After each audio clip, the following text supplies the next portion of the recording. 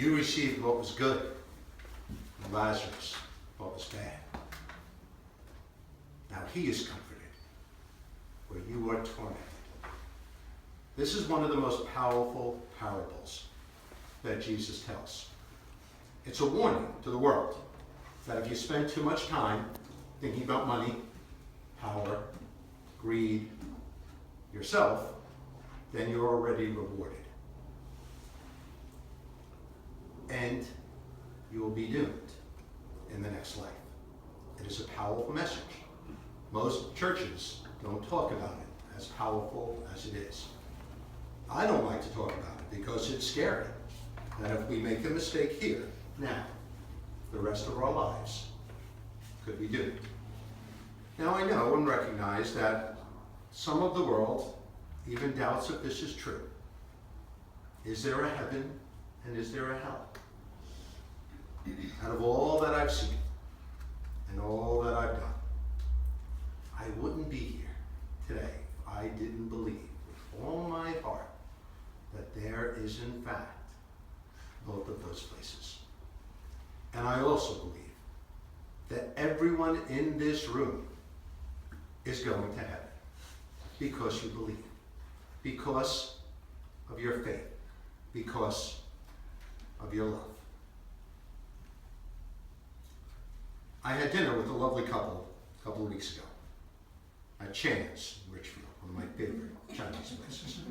When you have dinner with a priest, people now start to ask all sorts of questions. Do you really believe there's a God? How do we know there's a God? What's the miracle? Where is he? This story leaves out someone that's relatively important. The main character of this story is not God. It's Father Abraham. It is the first prophet. That's who's sitting up in heaven. God is missing. And God sometimes, we think, may be missing from our lives. Sometimes, many of us, myself included, say to ourselves, where is God when someone dies that we love? Where is God when we're sick or not feeling well, or things are going very badly? Where is God during 9/11? Where is God in Paris? Where is God in Orlando? Where is God with all of these terrible shootings that are happening all over the world?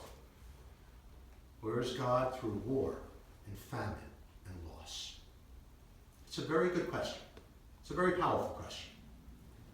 As some of you know, I am finishing up my training. It's taking 8 years to get here.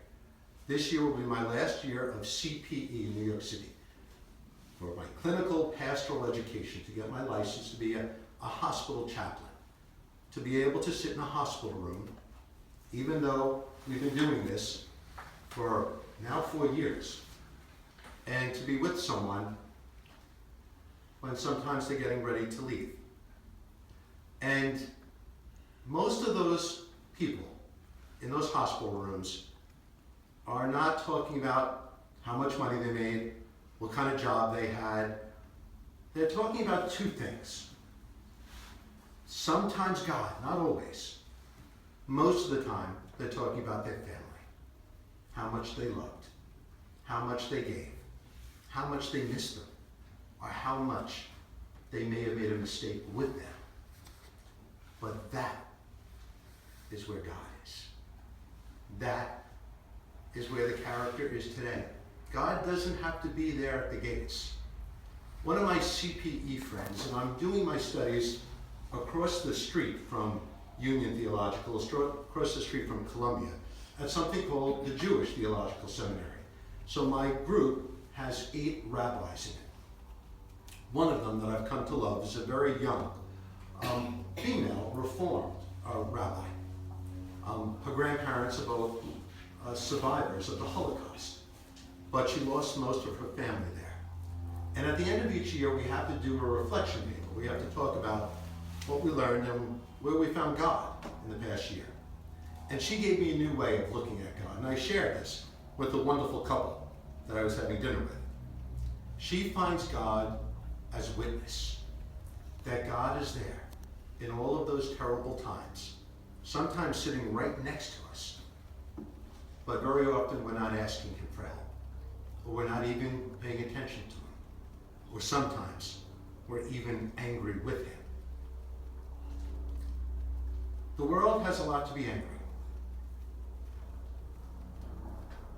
And sometimes even I don't understand where God is during those terrible times, especially when people die needlessly. But then I remember that God was there watching as his own son got arrested, got beaten and tortured, got sentenced to death, to capital punishment, and hung on a cross, and watched the mother of Jesus in torment, witnessing that event. God was right there. Why can't God stop those things? I think God can, but he doesn't. Because God is not only witness, God is action. We are God today. God is in our hands, in our hearts, and in everything we do. And sometimes, when those terrible things do happen, sometimes God expects us to do what Lazarus did, to be there, to sit on that step, to ask and hope that there's a better way. Jesus endured more humiliation than anyone could ever expect. And as many of you in this room know, I've endured a little humiliation of my own in my time. And I've faltered and fallen and fell. And what happened was, I got a full scholarship to seminary. I got to meet the most wonderful people in, first, a town called Bluebell, Pennsylvania, in a beautiful little chapel that many of you were there, that ordination. My family, who could not have been more supportive. The whole message of God is one of resurrection. That when we fall and when we stumble, we are able to get up again. The Roman Church, like many churches, condemns and harms many people. I'm the first to admit that. And even with all my fallings and failures and the times that I was humiliated, I never lost faith. Even when the church turns against me, I never lost faith in God. Because the church is not a building. It's not a cathedral. It's not Tiffany stained glass windows. The church is God. The church is people. Make no mistake. The church is each and every one of you. That's the message of the gospel today. My cousin Steve actually posted a very interesting little note on Facebook last week. It was him stopping and talking to a man that was homeless, that was wandering around.